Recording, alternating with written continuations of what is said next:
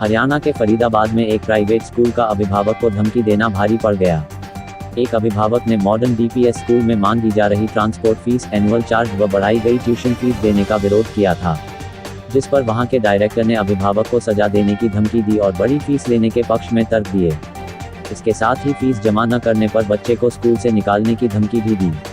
अभिभावक को धमकी देने का एक वीडियो अभिभावक एकता मंच ने प्रधानमंत्री को ट्वीट किया था, जिसके बाद इस ट्वीट पर संज्ञान लेते हुए पीएमओ ने वीडियो की जांच करने और स्कूल के खिलाफ एक्शन लेने के लिए हरियाणा सरकार को निर्देश दिए।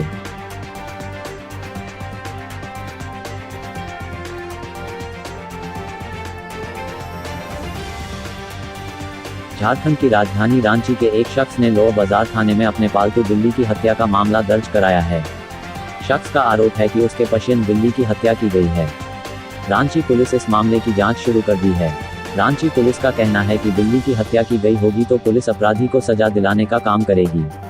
पालतू पशियन बिल्ली के मालिक शब्बीर हुसैन कहते हैं, हम लोग बिल्ली की हत्या के जिम्मेदार लोगों को सजा दिलवाना चाहते हैं, इसलिए यह मामला दर्ज करवाया है। बिल्ली को देखने से साफ लगता है कि बिल्ली की गला दबाकर हत्या की गई है। 20 अक्टूबर से बिल्ली गायब हो गई। जब हमने बिल्ली को काफी ढूंढा तो वह मेरे गैराज के सामने मृत हालात में मिली। रांची के सिटी एसपी सौरभ का कहना है कि शब्बीर की शिकायत पर जांच शुरू हो गई है। इस घटना की प्राथमिकी दर्ज होने के साथ ही पुलिस ने अपना काम शुरू कर दिया है।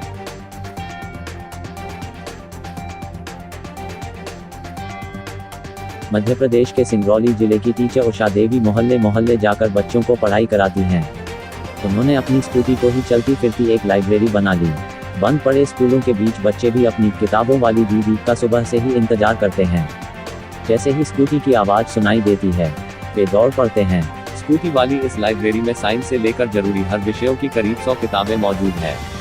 उषा देवी करीब 2 महीने से मोहल्ले मोहल्ले जाकर बच्चों की पढ़ाई जारी रखने की लगातार कोशिश कर रही हैं। हर मोहल्ले में लगभग 15-20 बच्चे अलग अलग कहानियां पढ़ते हैं। साथ ही वह अब इंग्लिश बोलना भी सीख रहे हैं। इस लाइब्रेरी में 1 से 8वीं तक के बच्चों के लिए किताबें हैं, जिसे वह 4 किमी के इलाके के मोहल्ले में बच्चों को देती हैं। इस दौरान बच्चे करीब 1 घंटे तक कहानियां पढ़ते हैं। इतना ही नहीं, कहानी के अलावा अंग्रेजी समेत अन्य विषयों पर भी चर्चा की जाती है।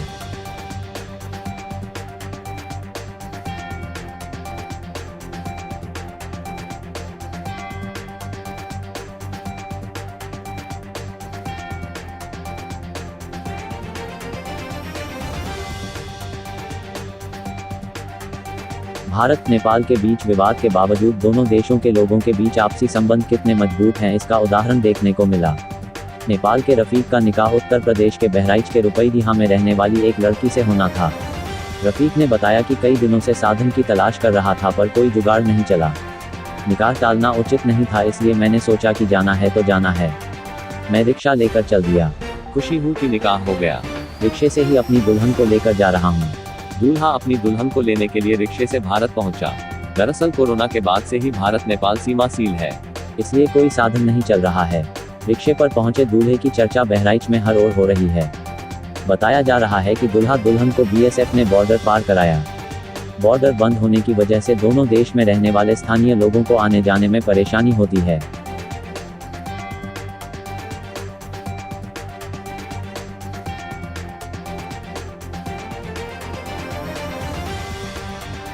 पुलिस ने बताया कि एक आदमी ने अपनी 65 साल की मां के साथ कथित तौर पर मारपीट की और सिर काट कर भाग गया।